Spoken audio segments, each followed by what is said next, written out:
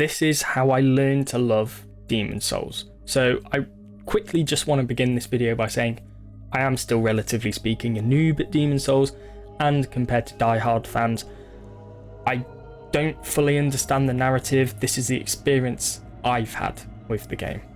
So recently I finally got around to completing Demon's Souls, and I regret taking as long as I did to finish it.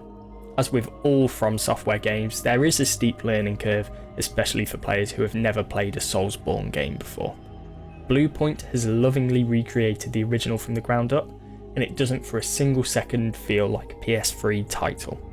And it may just be my favourite PS5 game so far. And that's saying something when we've already seen games such as the amazing roguelike Returnal, total refinement in the web-swinging adventure Spider-Man Miles Morales, family fun in the most technically impressive game I've ever played, Ratchet & Clank Rift Apart, and even Astro's Playroom is good fun for a few hours.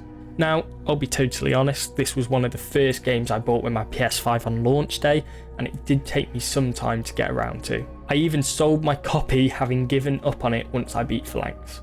I hope that's how you say it. Now, if you're a Soulsborne veteran, you'll probably find it quite amusing, and I'm ashamed to say it took me about 6 hours and at least 10 attempts to beat Phalanx, someone who is seen as one of the easiest bosses FromSoft have ever created.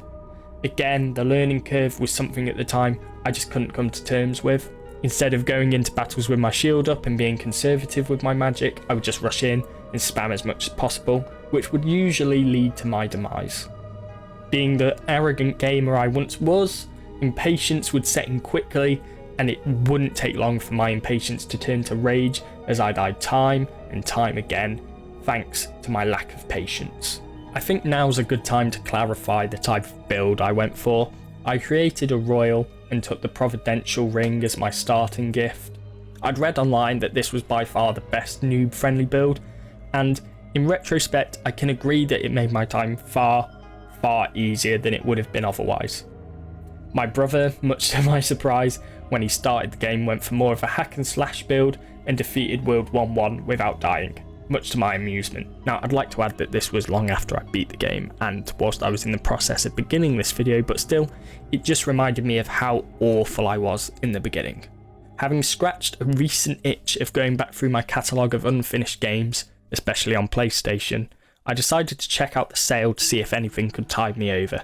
And there, sitting on sale, almost taunting me in a way, was Demon's Souls, mocking me for backing down from the challenge. After pondering over whether my £40 would be well spent, or well and truly wasted again on a non-returnable version of a game I'd sold once already, I took the gamble and bought it. Now, even despite this, it took me a few days to get back around to it, but upon booting it up once again, I knew this was it. I was going to defeat every single boss that stood in the way of me in the end credits. Oh, Phalanx's little remains in the first tunnel of Lord's Path are still there waiting from where I died last time? The time that pushed me over the edge? No problem. I'm a mature gamer than over a year ago. I've learned how to be patient. No, the second I tried running into that tunnel, I was brought back down to earth. All over again. God damn Phalanx. Again.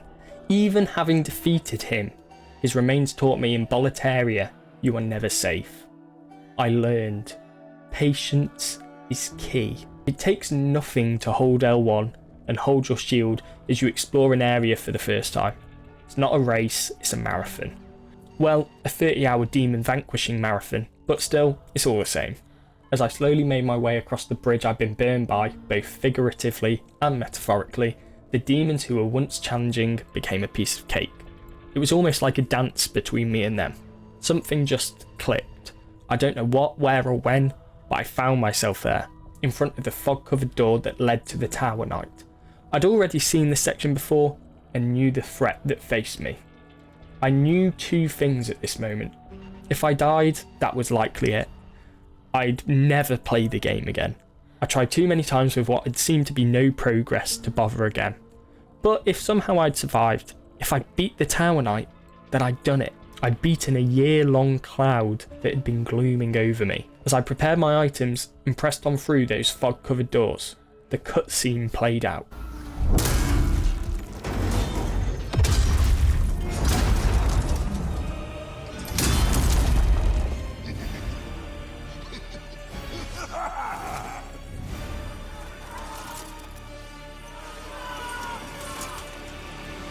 And just like that, as I ran to the stairs leading up to the right, I was hit. In soul form, I was down to a small sliver of what I originally had, but I knew if I could make it to the stairs, I'd survive. And I did. After that, the archers. Far easier than I ever could have imagined. It was just me and him. But it was more than that. And I don't know how, but he just must have known it. From there on, it's almost as if the game gave me the win, knowing I'd give up on my adventure if I failed. As I ran to the very top of the arena and threw my magic at his head, I found as long as I was standing behind the wall, he just couldn't hit me. No matter how hard he tried, I just wouldn't get hurt. As a mage, this was heaven. With my MP slowly regenerating, yes, I did have to wait a short while in between my spells being cast, but there was no way I could fail from here or give up. I was, for the first time, fully committed. Having cast the final spell to itch off the last slice of the boss's health, I stood there victorious, a feeling unlike any I have felt in gaming. Whilst yes, I'd cheesed the boss, I still had a sense of accomplishment.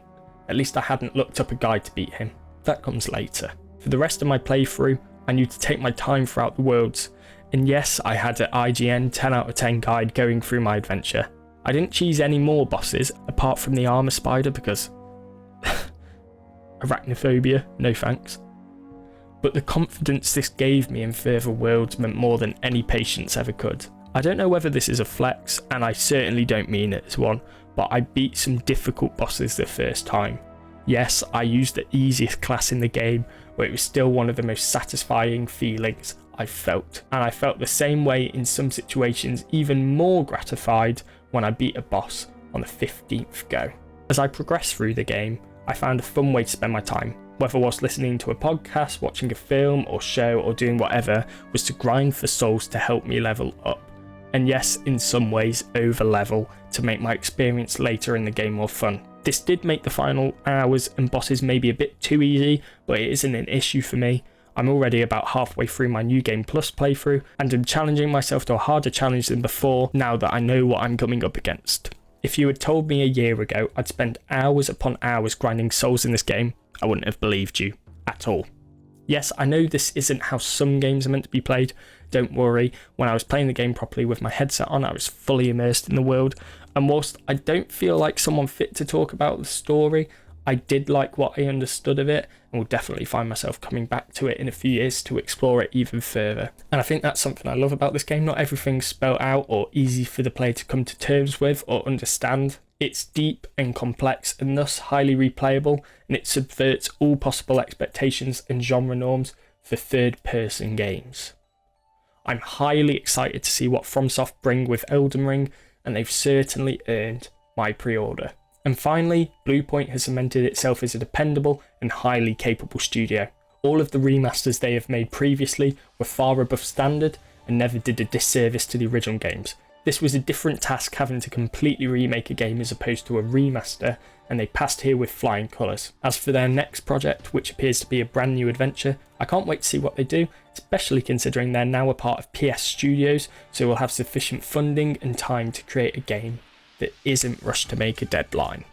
Now, if you haven't bought this game already and you're deliberating it, I really do recommend it. Just go out there, give it a go, maybe even buy it on disc if you have a disc edition of the PS5. If you don't enjoy it, the resale value on this game is quite high, so you'll make most of your money back. But that's it for me for today. Thank you guys as ever for watching. If you enjoyed this video, make sure to subscribe, give the video a like, and check out another one of my videos that will be appearing on the screen right now. Yeah, and thank you very much for watching.